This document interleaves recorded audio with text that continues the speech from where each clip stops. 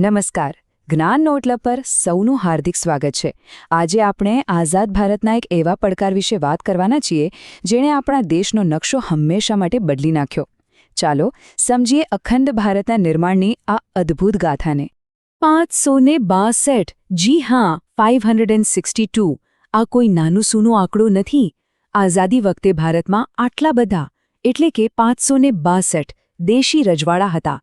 વિચાર તો કરો, આ બધાને એક કરીને એક દેશ બનાવવો એ નવા જન્મેલા રાષ્ટ્ર સામે ઊભેલો સૌથી મોટો, સૌથી અઘરો પડકાર હતો. તો ચાલો જોઈએ કે આ અશક્ય લાગતું કામ કેવી રીતે પાર પડ્યું. આખી વાતને બરાબર સમજવા માટે આપણે આ 5 મુખ્ય મુદ્દાઓ પર નજર કરીશું. પડકાર કેવો હતો? સરદાર પટેલની ભૂમિકા શું હતી? હૈદરાબાદ અને જૂનાગઢ જેવા રાજ્યો કેવી રીતે જોડાયા? કાશ્મીરનો પેચીદો મામલો અને છેવટે એક ભારતનું નિર્માણ કેવી રીતે થયું? તો શરૂઆત કરીએ આ પડકારથી. આ પડકાર ખરેખર કેટલો મોટો હતો? જુઓ, એક બાજુ કાશ્મીર અને હૈદરાબાદ જેવા મોટા અને શક્તિશાળી રાજ્યો હતા, તો બીજી બાજુ સાવ નાના નાના રજવાડા પણ હતા.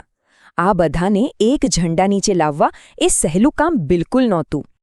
અને આ મુશ્કેલ કામને પાર પાડવાની જવાબદારી જેમના ખભે હતી એ હતા ભારતના લોખંડી પુરુષ, આપણા પહેલા નાયબ વડાપ્રધાન અને ગૃહપ્રધાન સરદાર વલ્લભભાઈ પટેલ. એમની રાજકીય સૂઝબૂઝ અને દ્રઢ નિશ્ચય વગર કદાચ આ શક્ય જ ન બન્યું હોત. સરદાર પટેલે બળ વાપરવાને બદલે પહેલા બુદ્ધિનો ઉપયોગ કર્યો. એમણે રાજા મહારાજાઓને દેશભક્તિની અપીલ કરી. એમણે સ્પષ્ટ કહ્યું કે દેશના અને પોતાની પ્રજાના ભલા માટે સ્વેચ્છાએ ભારતીય સંઘમાં જોડાઈ જાઓ. આ એક એવી અપીલ હતી જેની ઊંડી અસર થઈ. અને આ અપીલની સૌથી પહેલી અને સકારાત્મક અસર જોવા મળી ગુજરાતમાં. ભાવનગરના મહારાજા કૃષ્ણકુમારસિંહજીએ સૌથી પહેલા પોતાનું રાજ્ય ભારતીય સંઘને સોંપવાની પહેલ કરી. તેમણે એક જવાબદાર સરકાર બનાવી અને એક ઉત્તમ ઉદાહરણ પૂરું પાડ્યું, જેણે બીજા રાજાઓને પણ પ્રેરણા આપી. મોટાભાગના રજવાડા તો માની ગયા, પણ કેટલાક રાજ્યો એવા હતા જેઓ જોડાવા તૈયાર નહોતા. હવે વાત કરીએ એ 2 રાજ્યોની જેમણે સૌથી વધુ મુશ્કેલી ઊભી કરી, હૈદરાબાદ અને જૂનાગઢ. હૈદરાબાદના નિઝામે તો સ્પષ્ટ ના પાડી દીધી. એમણે ભારત સાથે જોડાવાની મનાઈ કરી. બધી જ વાતચીત અને સમજાવટ નિષ્ફળ ગઈ. ત્યારે છેવટે પોલીસ પગલાં લેવા પડ્યા. આ ઓપરેશન દ્વારા હૈદરાબાદને ભારતમાં ભેળવી દેવામાં આવ્યું. આ કામમાં કનૈયાલાલ મુનશી જેવા નેતાઓની ભૂમિકા પણ ખૂબ જ મહત્વની રહી. હવે જૂનાગઢની વાત તો એનાથી પણ રસપ્રદ છે. થયું એવું કે જૂનાગઢના નવાબે પાકિસ્તાન સાથે જોડાણ કરી લીધું, પણ ત્યાંની જનતાને આ મંજૂર નહોતું. એટલે નાગરિકોએ શું કર્યું? એમણે મુંબઈમાં આરઝી હકુમત નામની પોતાની એક કામચલાઉ સરકાર બનાવી દીધી. આ જનતાનો વિરોધ એટલો જોરદાર હતો કે નવાબને તો પાકિસ્તાન ભાગી જવું પડ્યું. અને પછી શું? પછી લેવાયો લોકમત, જેમાં લોકોએ જબરજસ્ત બહુમતીથી હિન્દુસ્તાન સાથે રહેવાનો ફેસલો કર્યો. આ હતી પ્રજાની તાકાત. તો અહીંયા એક સવાલ થાય છે. હમણાં જ આપણે જે કામચલાઉ સરકારની વાત કરી એનું નામ શું હતું? યાદ છે? તમારો જવાબ નીચે કોમેન્ટમાં લખવાનું ભૂલતા નહીં. ચાલો હવે આપણે આ એકીકરણના સૌથી જટિલ અને સંવેદનશીલ મુદ્દા તરફ જઈએ. કાશ્મીર, એક એવી સમસ્યા જેની અસર આજે પણ વર્તાય છે. જો શરૂઆતમાં કાશ્મીરના મહારાજા હરિસિંહ એ નક્કી જ નહોતા કરી શકતા કે ભારત સાથે જોડાવું કે પાકિસ્તાન સાથે. એમના આ અવઢવનો ફાયદો ઉઠાવીને પાકિસ્તાને કાશ્મીર પર હુમલો કરી દીધો.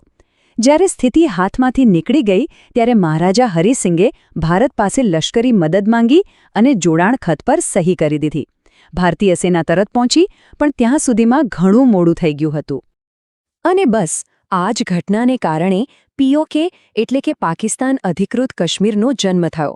આ કાશ્મીરનો એ ત્રીજા ભાગનો હિસ્સો છે જેના પર પાકિસ્તાને ગેરકાયદેસર રીતે કબજો જમાવી રાખ્યો છે, પણ વાસ્તવમાં એ ભારતનો જ એક અતૂટ અંગ છે. આખો મામલો સંયુક્ત રાષ્ટ્રમાં ગયો અને ત્યાં યુદ્ધવિરામ જાહેર કરાયો. ચાલો એક બીજો સહેલો સવાલ. કાશ્મીરના એ મહારાજાનું નામ શું હતું જેમણે ભારત સાથેના જોડાણ ખત પર સહી કરી હતી? ચોક્કસપણે સૌને જવાબ આવડતો જ હશે. ફટાફટ કોમેન્ટમાં લખી દો.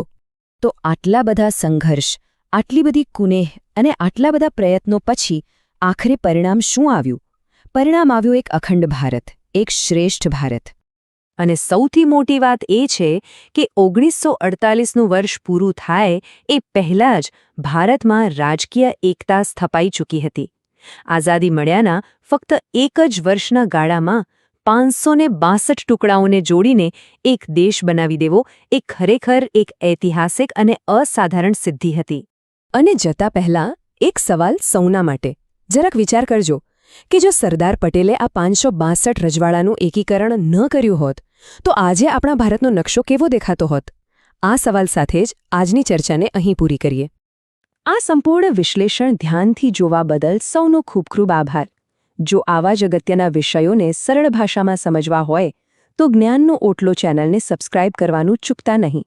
અને હા, સ્ટડી મટીરિયલ માટે અમારા વોટ્સએપ ગ્રુપમાં પણ જોડાઈ શકો છો, જેની લિંક નીચે ડિસ્ક્રિપ્શન અને કોમેન્ટમાં આપેલી છે. ફરી મળીશું એક નવા વિષય સાથે.